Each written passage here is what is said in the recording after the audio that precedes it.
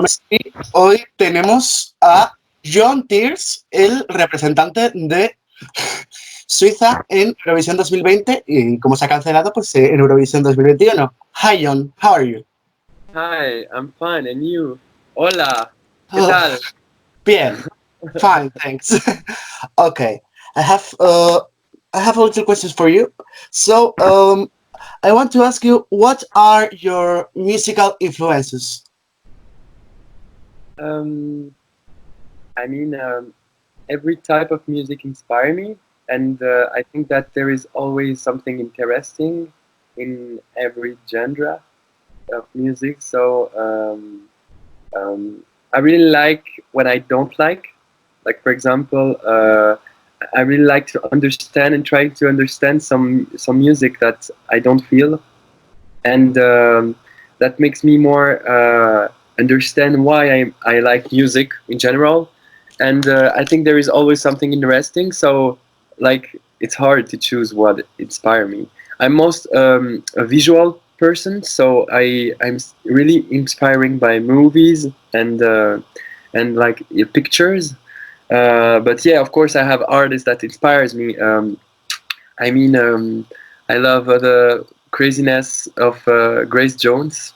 Oh, I okay. love the music, the like the intelligence, the music intelligence of Queen or of David Bowie. Oh, I like wow, I like the live performances of Beyonce. wow. Like she's always just crazy. I like oh I also really like um, music all around the world. I mean, for example, I love bossa nova. Oh, Um, oh my God, you are so lucky. Like you have Pedro Almodovar. I'm yeah. in love with all of his movie, and there are sometimes some Spanish songs, and that's so like wow, okay, like those ballads, those crying songs. I don't know how do you? I forgot the name. Like Uh, it's not fado because fado is uh, from, Flamenco.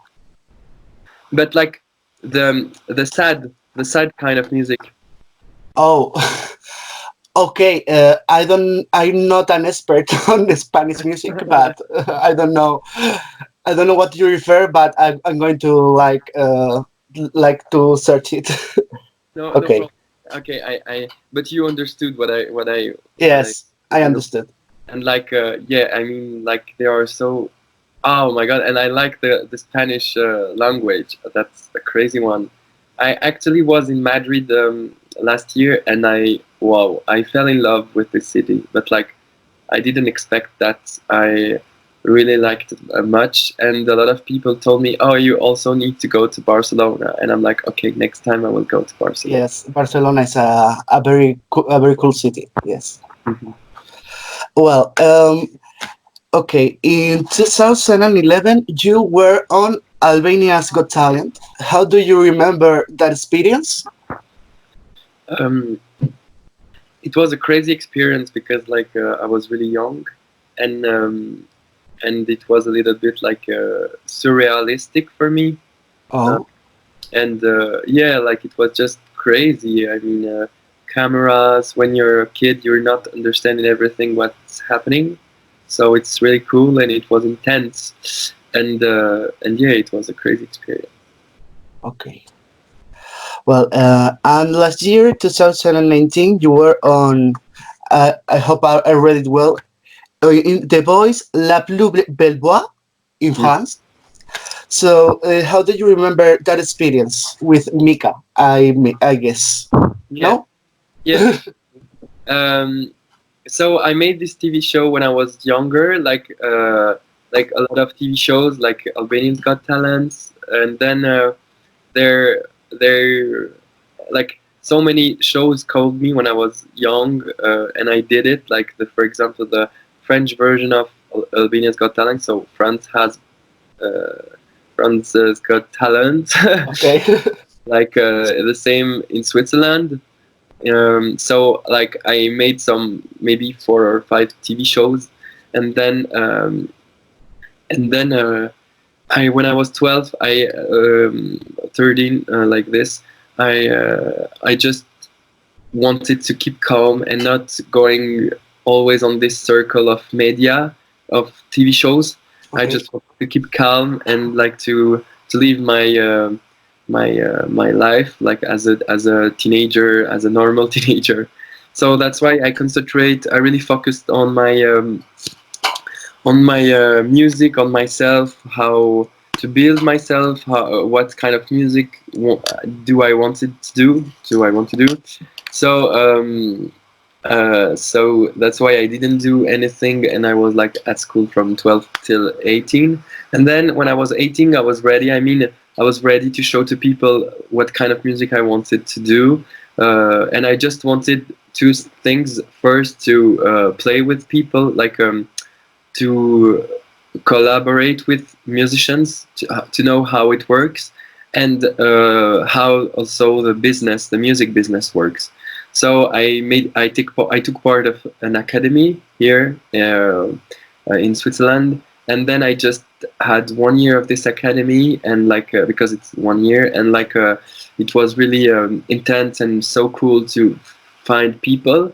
For example, my group, my band with who I'm playing in festivals is coming from this academy, and like I really liked the way I worked. And then in the last festival, my mother filmed me, and she sent the video. She filmed me without telling me that she filmed me. She posted, like she sent the song Babi to the French TV, and they were like, "Oh my God, we want you in The Voice." And so they called me without like I didn't know, and then I'm like, "Okay, hello, who is there?" And they told me, "We are on the French TV, and we want you in The Voice." And I was like, "Oh my God," uh, and I was hesitating because I really wanted to do it, but at the same time, I was a little bit stressed out because I didn't want to lose everything I've had built, like my group, like festivals, like the relation I've had with the people in concert, public, all those kind of things. I didn't want to miss them or to lose them because of the TV show. So I was thinking about it a lot, and then I just told me, okay, that's a really good way to promote myself, and it could be really cool. So I did it. It's also hard to do those kind of things because it's so risky, and it like you have so much pressure. Like you need, you know, when it's concert, it doesn't matter if for example you sing, you make mistakes, or you didn't sing well always all the time. That's not a problem. I mean, when Amy Winehouse was just completely drunk on stage, people went, and even if they know that she was completely drunk, people like all of her concert till she is dead were sold out. So you know, when it's a concert, people always come to see you because it's not the same as on TV. When you're on TV, if you made a bad performances, people will remind you forever. I mean, it's not like the concert when you can make mistakes. On TV, you cannot make mistakes because people, yeah, as I told you, people remember that moment, and so it's hard to always have perfect performances, and that's also most difficult because like in The Voice it's on live, so you cannot do it 3 or 4 times. So Okay. like one time and it's all. so you really so you really need to be like perfect and to work a lot. So it was risky, and I was scared about that because I really wanted to give my best, and without being without, I don't know, being humiliated or without being bad, you know. Yes. So it was risky, but then I'm happy because I went till the semifinals, and I mean it was incredible, and I'm so happy that my performances are just, I think, good because I worked a lot. So then I finished it, and then like when I finished, in the semifinals, I was like, okay, that was a crazy experience. But you know, always after those kind of experience, you have a down moment, because like imagine 6 or 7 million people are watching at you every week, and then uh, the next week nobody. And you know, when you will make a concert, there will never be 6 or 7 million people watching Yeah. at you. It's always um, like TV. Like it's those kind of things can happen just with on TV. So I mean, it was a little bit hard. And then at that moment, I received a message from Swiss duet Alios, and they sent me a request in demands on Instagram, and they told me, okay, we're about making a camp. Would you like to come and sing in this camp and create a song? And I was like, okay, let's go. But they actually didn't tell me that it was for Eurovision. And so I came there and they explained me that it was for Eurovision. I was like, oh my god, no, no. I was so scared because I was like, I just finished a show. I don't want to go again in this circle of shows. But at least Eurovision, it's not the same at all. Like it's the biggest show. I mean, that's the biggest uh, music show of the world. Like there's no bigger show than this one. And I was like, okay, that's just crazy. And okay, let's risk again. But this time with my song. So I risk, but as me, as an artist, and not anymore as an interpreter, because I have to sing all someone's other song. You know, Yeah, I that's why I understand. want to do Eurovision. Okay. Well, why you choose to sing in French?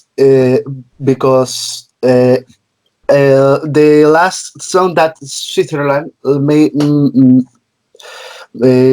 French on Eurovision were on 2010. So you are like 10 years later. The French the only French song in in Eurovision. So uh, how becomes the idea to sing in French?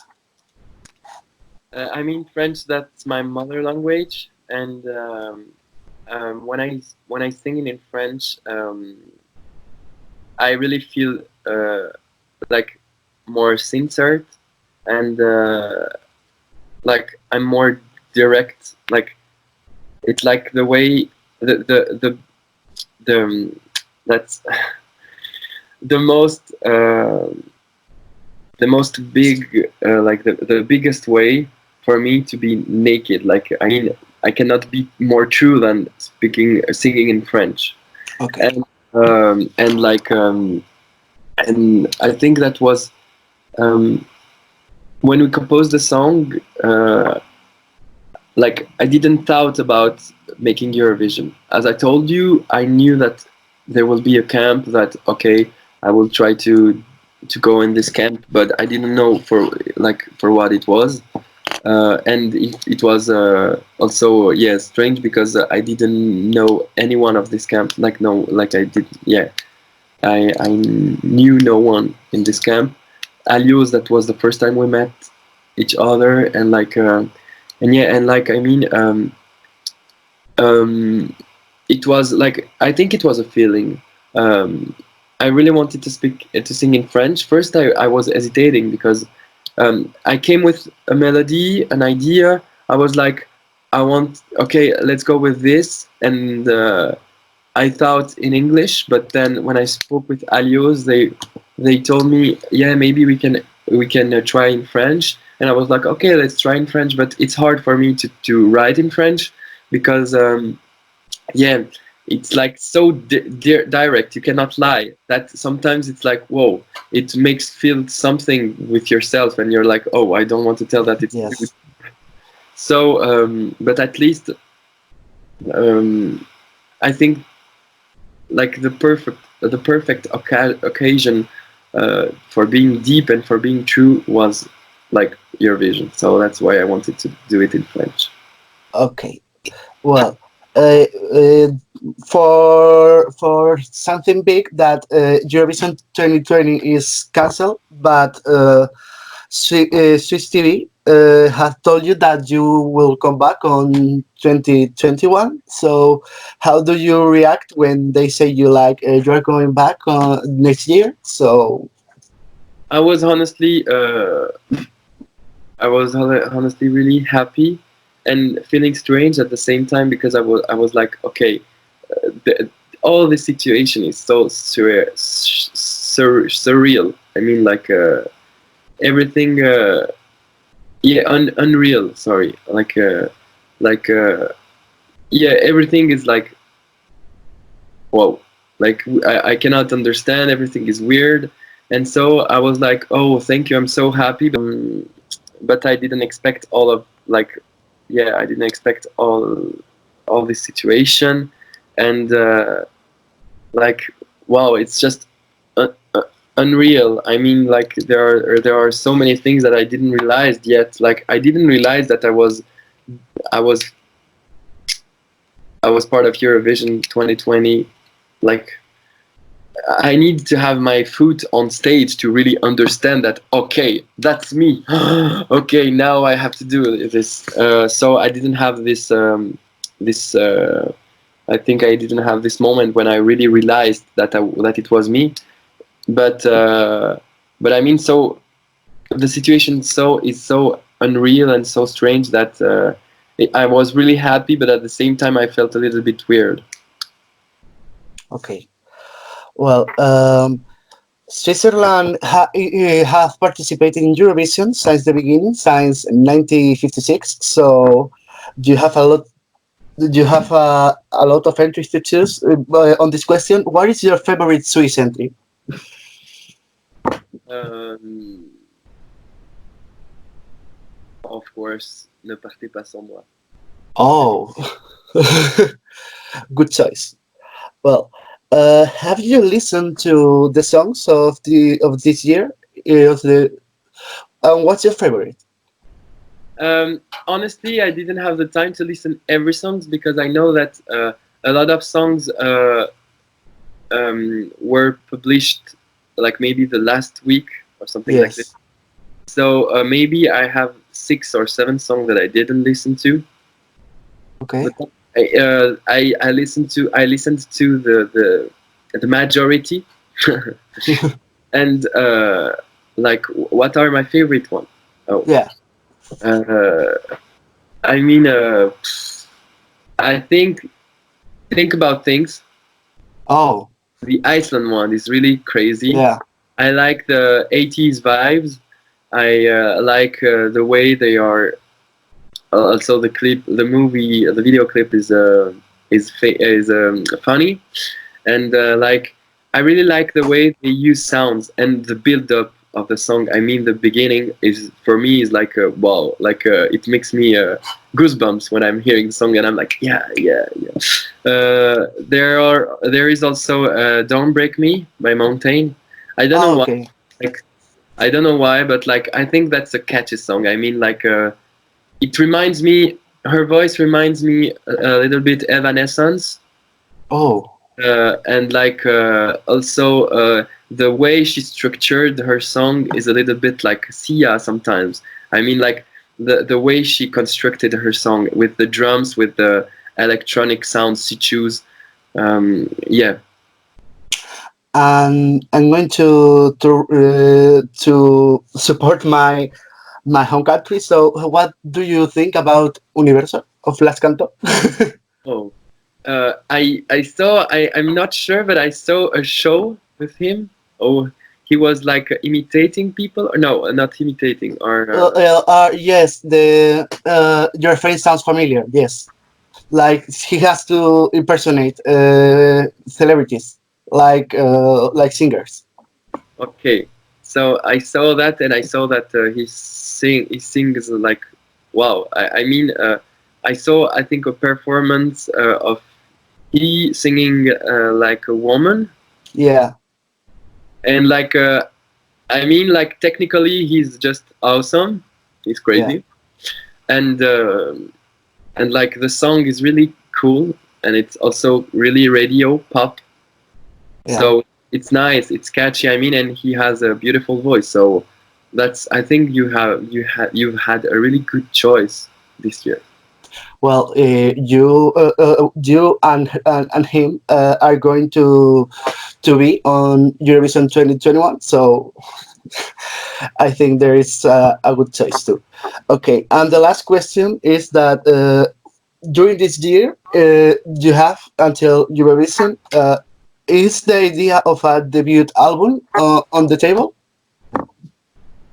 Yeah, of course, with my band we are working on an album, but I honestly, for the moment, don't know what will happen, because I, with this period I have so much time, and at the same time I have not time at all, because I'm taking this time to answering to all the journalists, to all the people who wants to interview me, to all the blogs, to all the people also who are writing to me in Instagram. But there are so many that I really want to take this time to do it. But I think it's been, maybe I have my planning here, so it's been maybe like 2 weeks that I'm no, 1 week that I'm doing, 1 week and a half that I'm doing this, answering people and so on. I think maybe after 2 or 3 weeks my head will explode, so I will stop and doing just music. But like for the moment now, I'm just uh, I'm just doing like this, and well, I honestly for the moment don't think a lot about music, even if I am, but I don't have the time to do it. these things will I think these things will train you for the next year. So you will be like prepared for something. So well, that's it. That's all the interview.